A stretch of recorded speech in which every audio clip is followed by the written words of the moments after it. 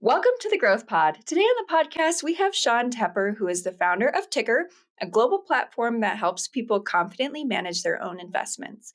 With over 9,000 customers across 50 countries, Sean knows what does and doesn't work when bootstrapping a successful business. Sean, welcome to the podcast. Angela, thanks for the invite. Appreciate it. I am very excited for our chat today. You're going to be kind of sharing the behind the scenes look of how you've built Tyker, but specifically, you're going to be sharing how you leveraged YouTube as a lead generator. But before we get started, I'd like to know what led you really to identify YouTube as a place to generate leads when building Tyker. So our audience with Tyker is the retail investor. So everybody, hearing about a stock from a friend or hearing something on a podcast or seeing something on YouTube.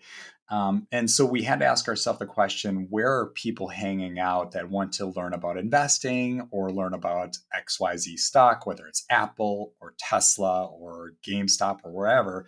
Well, it's the place everybody's hanging out. So it's pretty obvious. So I had to learn, like, how do these quote unquote finfluencers on YouTube, how are they shooting video and what are all the tips and tricks with thumbnails and titling and hashtags and all that. So it was a journey, but was able to figure that out as well. But yeah, essentially you just ask the question, where are people hanging out? Where's my audience?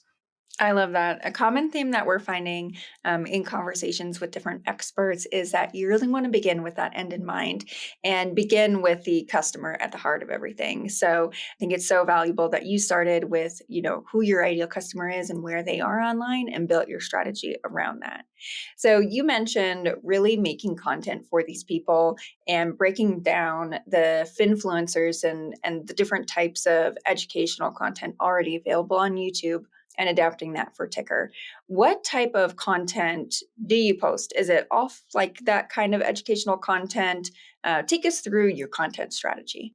Yeah, so when we first launched, we actually started focusing on stock reviews. Like I mentioned, Apple and Tesla, and there's GameStop.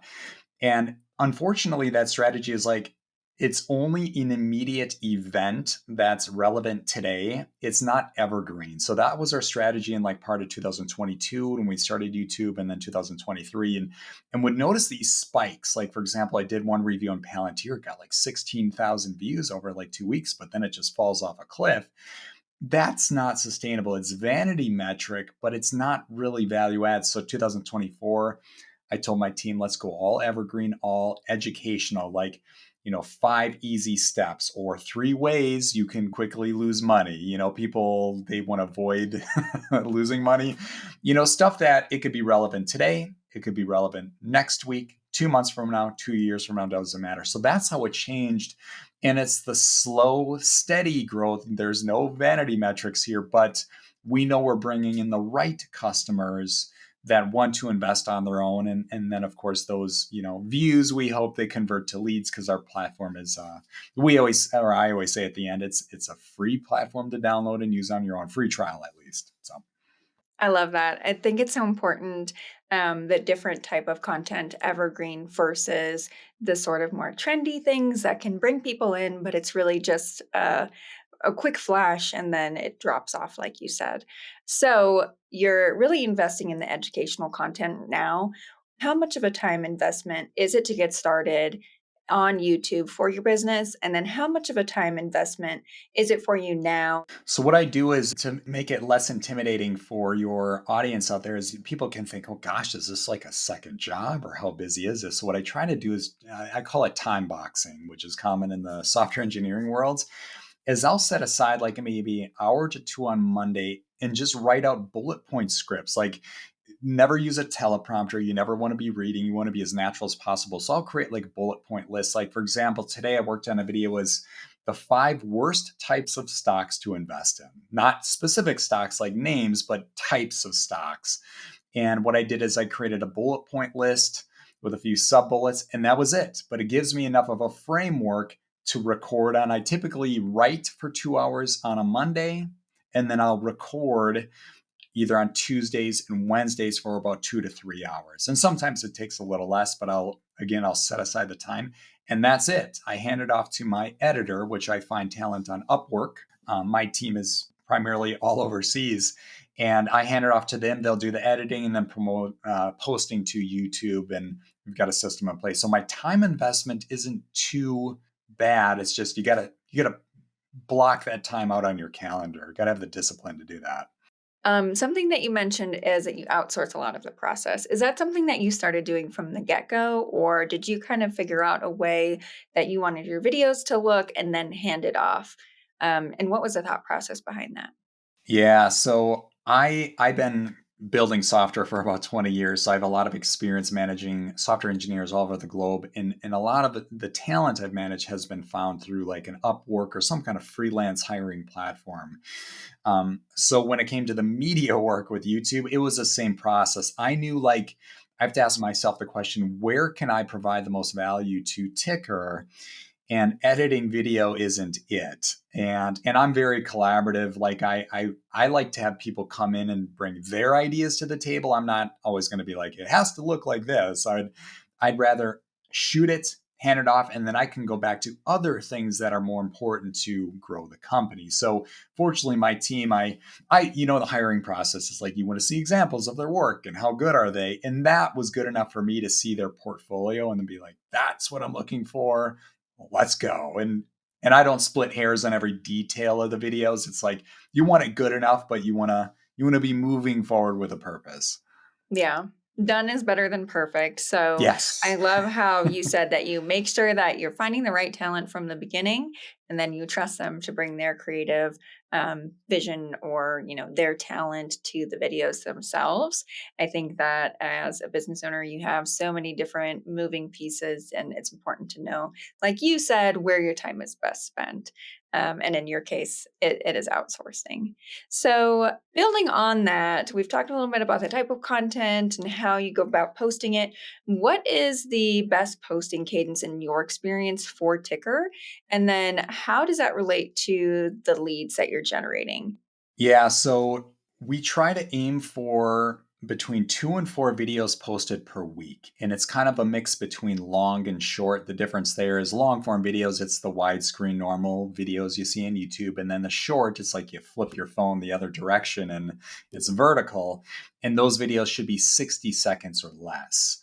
And then you can repurpose them on Facebook, Instagram, and TikTok if they're 60 seconds. So yeah, that's kind of the idea. On Mondays, I'll try to write an outline for about 4 videos. Sometimes it's 3, sometimes 2, and then I can shoot those during the week, and then we'll go into post production editing, and then those won't post next week. It might be the week after because we have a backlog that we're always moving forward. But the idea there is they don't have to be perfect, but get as many out as you can on a cadence that you can manage that doesn't overwhelm you because there's a formula with YouTube. It's like when you hit certain benchmarks of number of videos published equates to number of subscribers. And again, you want quality content, not vanity metric driven. And we do, because we do track our leads. Like, for example, I'll keep this short. When people join Ticker, we ask them, where'd you hear about us? Whether it's Google or YouTube or a podcast or whatever platform. And for context there, about 17% come from Google because we do SEO and 16 come from YouTube. We also have a high percentage from referrals from friends. And then, of course, channel partners or partnerships. So I was like, okay, so SEO and YouTube are very much head to head. Let's see if we can get YouTube dialed up even more. So we knew it works, and it's just the more we grow our YouTube channel, the more our own platform grows. It's kind of on par with each other. It's kind of cool. Yeah, I like that. It sounds like you're leveraging multiple channels to advertise for Ticker. One thing I didn't hear is paid advertising. Are you running any paid ads, or are you leveraging just No, organic? we did try uh, 2 agencies in 2023, and unfortunately, they weren't able to generate any revenue for us. I do know ads; it can be very difficult. So we really lean into what works best, which is SEO, YouTube, and then affiliates. Aligning with people that are talking about finance already, and they can promote Ticker, and then we pay an ongoing commission for that. So it's a win-win. That's the best way to grow the business. Yeah, I agree. I think that a lot of people start a business and they're really excited to run ads, but that's not always the best place for your business and they're not always going to be profitable.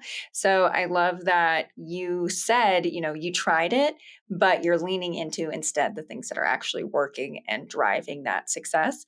And you've been able to grow Ticker to over 9,000 customers across 50 countries. I know I mentioned that in your intro, but I just want to say that again because you were able to do this organically. And I think that a lot of people discredit the type of contribution that organic, meaning that you're not paying for it, can bring to your business. Right, right. I actually, and I've talked to a lot of entrepreneurs, and organic is, organic SEO partnerships is the big one. Aligning with partners, that is actually the easiest way to go. I hear so many new business owners immediately, like you alluded to there, immediately arrive on paid ads, whether it's Facebook, Google, or YouTube.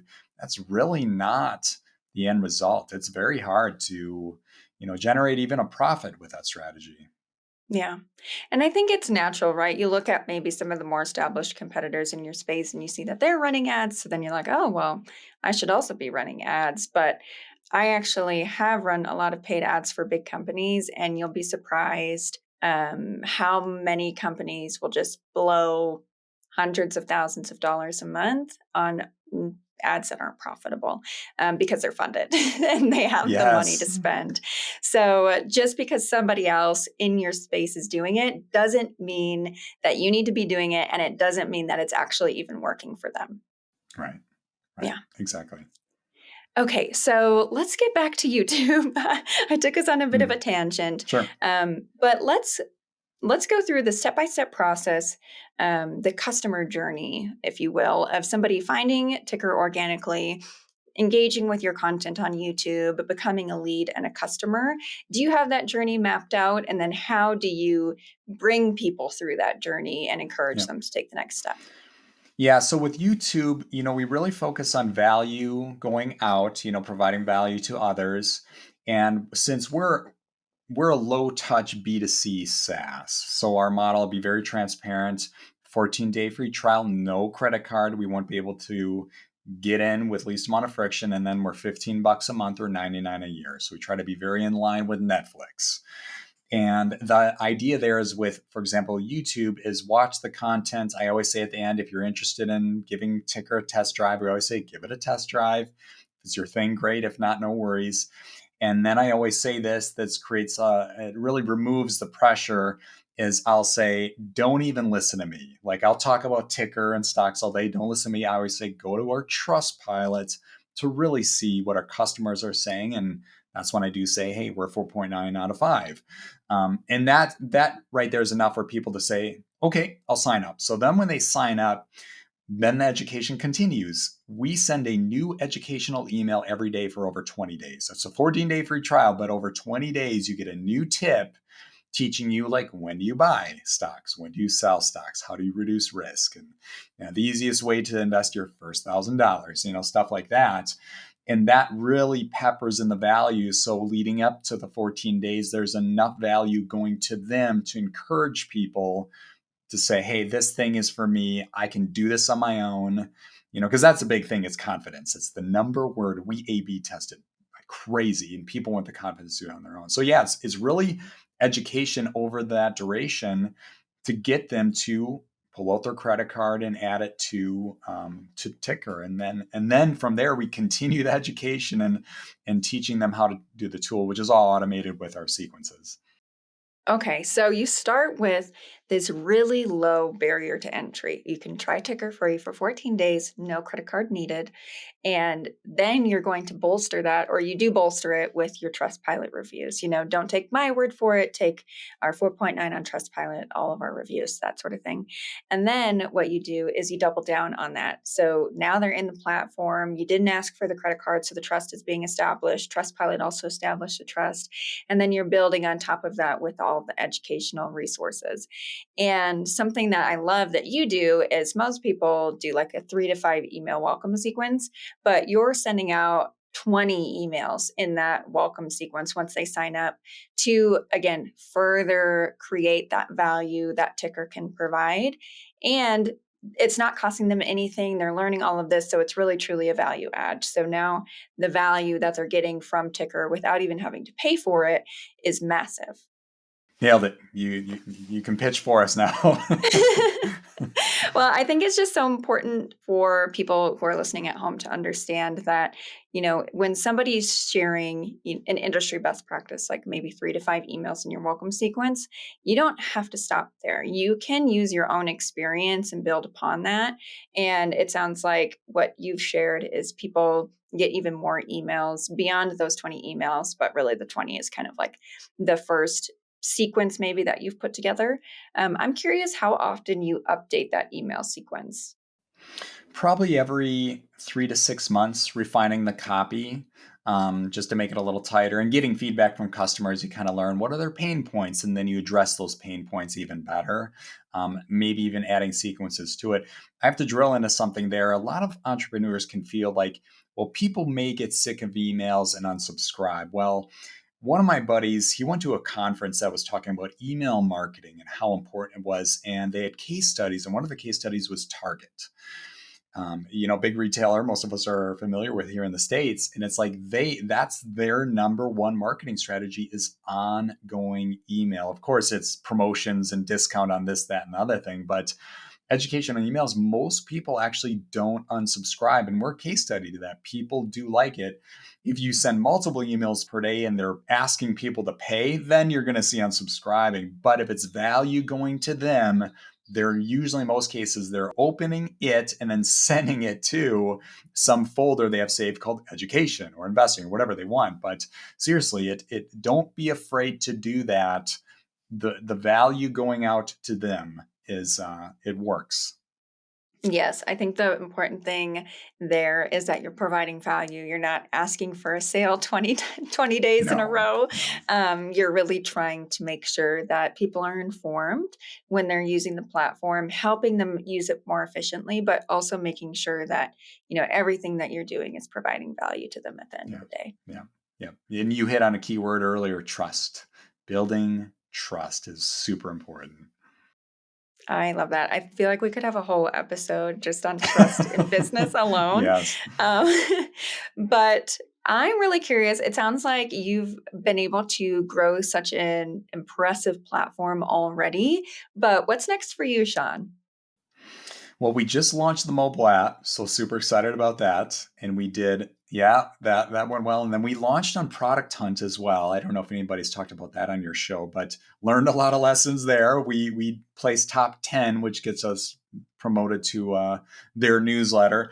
The next big thing we're really focused on are like an easy button. Like there's pre-made like lists of stocks for people. So we're working on that. We're also going to work on a community feature. So think like Instagram, but in Tykr. So you can talk to other investors and you could, like I could follow you. And when you buy more shares of XYZ stock, I get notified.